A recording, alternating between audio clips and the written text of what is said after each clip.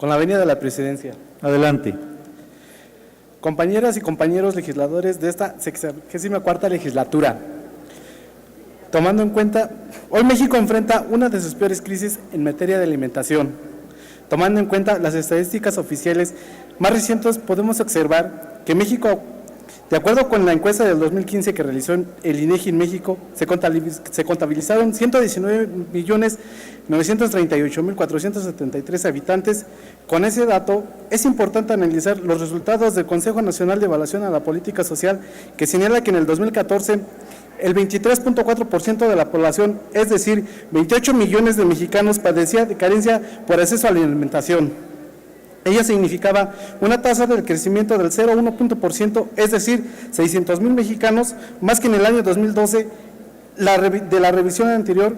Esto significa que cada uno de 4 mexicanos padece de hambre. En la revisión del año 2014 se puede ver que la población asentada en localidades urbanas y que lamentablemente se encontraban en situación de carencia alimentaria ascendía a 19.1 millones de personas, en contraste a 8.19 millones que tenía este padecimiento en el sector rural, un 20.7% de un 32% de la población respectivamente.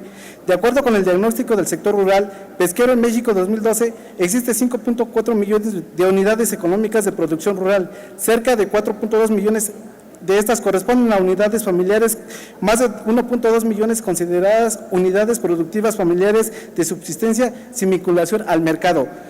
Y su rango principal es que no presentan ingresos por ventas o solo realiza ventas esporádicas. Cerca de 2.7 millones de unidades son consideradas de subsistencia con vinculación al mercado. Tienen un carácter familiar de venta de productos primarios, presentan emprendimientos no agropecuarios de menor escala, así como la venta de servicios de mano de obra asalariada, lo que complementa el ingreso familiar.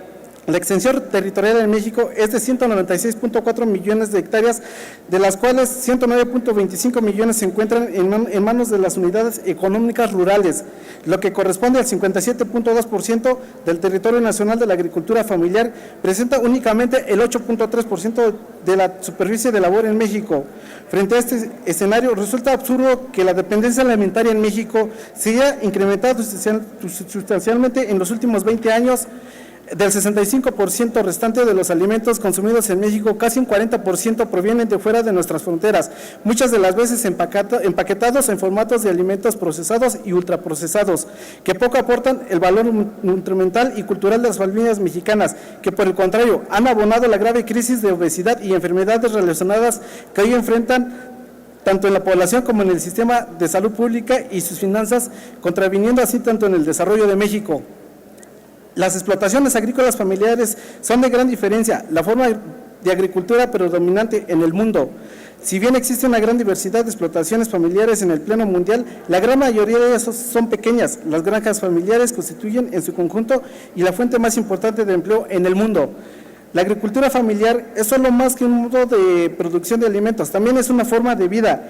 Es entonces la agricultura familiar y su gran aportación que hace la gente del sector rural a la sociedad, no solo del campo, sino también de las ciudades. Es por ello que con el contexto mexicano, la aportación que hacen las familias que practican la agricultura es una herramienta fundamental para combatir la pobreza alimentaria en nuestro país. A nivel nacional hay varios factores clave un desarrollo exitoso de la agricultura familiar, como las condiciones agroecológicas, las características territoriales, el entorno normativo, al acceso a los mercados, a la tierra, a los recursos naturales, a la tecnología, a los servicios de extensión y la financiación, las condiciones demográficas, económicas y socioculturales, la disponibilidad de educación especializada, entre otros. Ahora bien, la Constitución Política de los Estados Unidos Mexicanos establece que en el artículo 25 corresponde al Estado la Rectoría del Desarrollo Nacional para garantizar que éste sea integral y sustentable, fortalezca la soberanía de la nación y su régimen democrático y mediante el fomento del crecimiento económico y el empleo, a una justa distribución del ingreso y la riqueza que permita el pleno ejercicio de la libertad de los individuos y grupos y clases sociales. Bajo el marco es importante señalar que las familias que se dedican a la agricultura enfrentan varios retos. Por una parte, aquellos que impone el libre mercado en su vista, de sus escalas y magnitudes se somete a incorporarse a un sistema de oferta y demanda que no responde a sus realidades.